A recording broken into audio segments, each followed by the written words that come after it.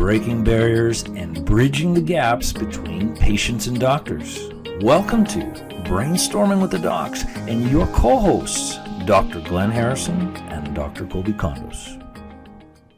All right, everyone, welcome back to this week's episode of Brainstorming with the Docs. I'm Dr. Kolby Condos, my co-host, as always, Dr. Glenn Harrison.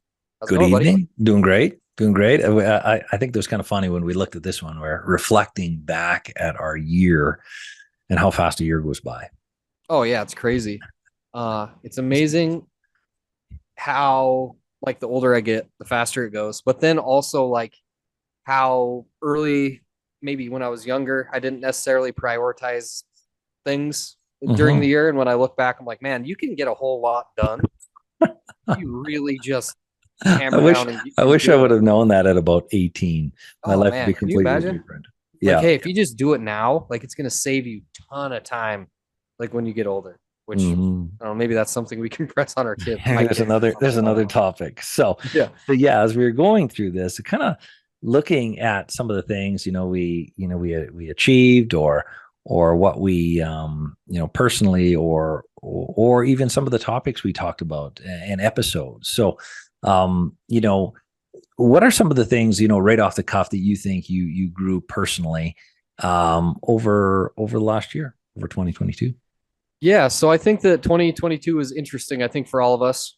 Before we get started on that, if this is your first time listening or watching the podcast or watching on YouTube, we have a lot of these and we're going to cover some of them. And if you like it, then make sure you go back and watch the things that we talk about today and hit like and subscribe and turn on notifications, because we're going to continue to roll out new podcasts semi-regularly, and hopefully they're applicable to you guys. Yes. So some things that I achieved personally this year. Yeah. I think that a big part of me was like prioritizing my family, which is really good. I think that your kids are only young once. So like maybe stepping back, being a little bit more present in my kids' lives. I think that one of my biggest goals was learning how to effectively communicate no to people was a big thing for me, because I had and I still work in progress, right? But I had a habit of being maybe too gracious with my time with others and maybe not gracious enough with my kids with my time. So that was something that I worked on this year, and I think that I'm pretty proud of that. So those are my personal things I achieved. And then we talked about all the podcasts. This year was really, I'm proud of us this year. We stayed diligent about it.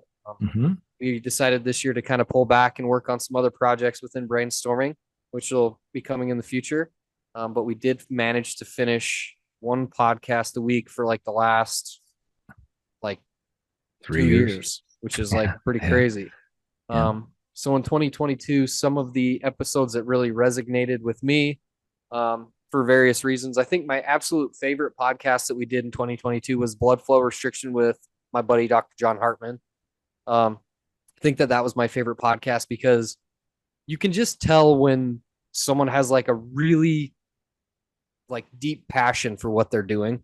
And when they're really incredibly intelligent and passionate about the topic, it just comes through. It's true. I did that interview with Dr. John, and I think it was early our time. I mean, he's an hour before us. I think it was probably like 6:30 or 7 his time, and it was like 5:30 or 6 my time. So it was really early, and he still came on, absolutely crushed it. And it was inspiring. It was super cool. It was something that I didn't know a whole lot about, but I definitely have learned more about since. That was a really cool episode. That was probably my favorite. My second favorite episode was actually one of your patients that came on and talked about some strategies that they use to maintain their health while traveling. Yes, that Megan. was episode 134.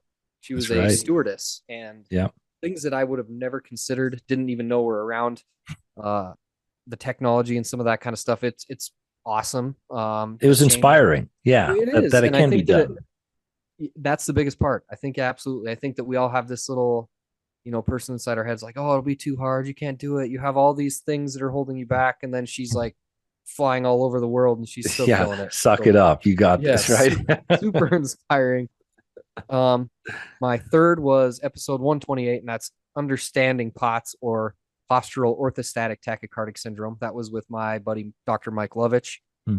Super smart guy. I think that is incredibly relevant, because after this virus, there's an increased prevalence of it. And I think that a lot of people aren't aware that that's even a possibility. I actually saw an article that came out that was posted in one of the groups I'm in today, with POTS secondary to that infection. Yeah, that podcast and Dr. Mike Lovich, that definitely, I even referred a couple clients to him because I learned so much from that podcast. So that and those people's lives are already changing because of it. So who would have thought in a podcast? Yeah, right.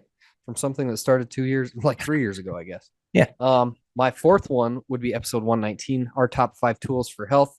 I think that is just really like a good overview of how we implement changes into our health. I really like that one, not necessarily the act of recording it, but the act of preparing for it. So like when we sat back and analyzed, what are we doing to improve our health within the framework of our own lives? I felt like that was really valuable, something you guys could, maybe take something away from. And then my fifth, but not least, is episode 100, why being consistent is necessary for health. I think that this is applicable to pretty much all other avenues of life, not just health. I think that a lot of times success looks like luck, but in all actuality, it is just consistency, and that can be anything. And especially for your health. Everyone thinks that there's a shortcut, and there's really not.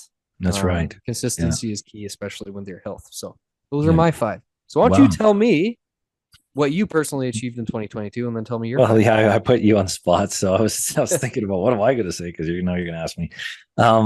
I think one of the similar things was as you and I talk about that I got better at, and I am getting better at, is boundaries.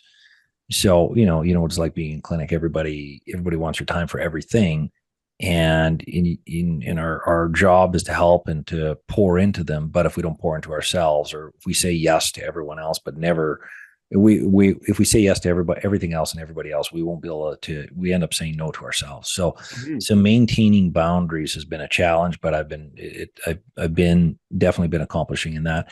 Another thing that I always used to do was I got so focused on a task that needed to be done.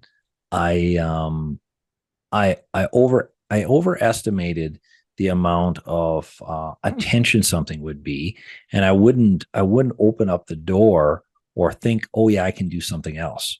It's a kind of a weird concept. So I'd say, oh, that's going to take forever, and that's all I would see, and I would mentally put it in my mind that it is going to take forever. It is going to take a whole day. It is going to take a whole afternoon. Yeah, you built up your dragons. Exactly. Yeah, we did a podcast on that too, I believe. And so I wouldn't take on other things.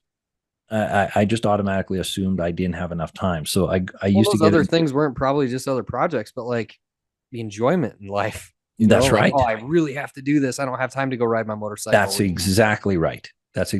So I got better at that, saying, no, I can do this and I can do a little bit of that. So I think a third thing that I was really able to do is practice gratitude. So that was something I focused on, optimism and gratitude. And over the last quite a few years, I got better and better with focusing on positivity. But I started to forget about gratitude. So that turned into kind of a ritual for me, every day, a little bit in the morning. So there you go. Those are some of the big ones for me. Yeah. And regarding episodes, as we were going through this before, probably my favorite would be the episode that we did when we were talking about functional medicine behind the scenes. I had a lot of comments on it after from patients and stuff like that. And they said, I didn't know that's what happened. I didn't know you for every hour in clinic, you're going to spend, 50 to 80% additional time just working on the case. So reflecting on kind of our lives with that, I think was very helpful. And I had fun with that one. Not only from them, but also for us, right? Because then we're like, when we have to say it and we're like, holy cow. Like, I know, it makes it real. I'm actually doing this. Yeah. Another one that I liked was the oversimplification of chronic illness. I think a lot of people, a lot of people that are dealing with these things, and they go to different providers or they find things online and they're said, well, you just have XYZ disorder. This is what you need. It's this. And people are programmed that that their chronic illness is oversimplified with some ridiculous strategy that's going to work, or dismissal. whether that's whatever it is, some kind of bogus strategy that's a pill or a capsule, both pharmaceutical or green or a natural. So I really like that one. Low calorie sweeteners. It's so Yeah.